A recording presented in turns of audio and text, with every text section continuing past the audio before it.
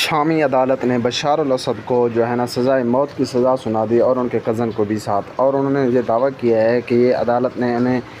انسانیت کے جرائم میں خلاف ورزی کی صورت میں ان کے ظلم کو اور قیدیوں کو اوپر ناانصافی کرنے کے سزا میں ان کو جو ہے نا سزائے موت سنا دی اور ان کے کزن کو بھی۔ ناظرین، یہ انتہائی اہم خبر ہے اور انتہائی افسوسناک خبر ہے کہ بشار الاسد جو ایک شام کے صدر تھے، ان کو جو ہے نا شام کی ہی عدالت نے سزائے موت سنا دی، اور یہ سعودی عرب کے بہت قریبی اور ان کے گہرے تعلقات ان کے ساتھ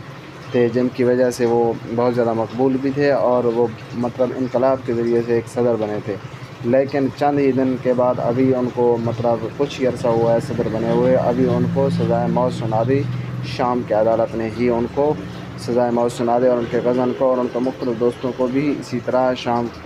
کے جو ہے نا عدالت نے ان کو سزائے موت سنا دی۔ یہ انتہائی اہم خبر اور انتہائی افسوسناک خبر سے آپ کو آگاہ کر رہے ہیں۔ دعا کر رہے ہیں اللہ پاک پوری دنیا کے اندر امن کو قائم فرمائے۔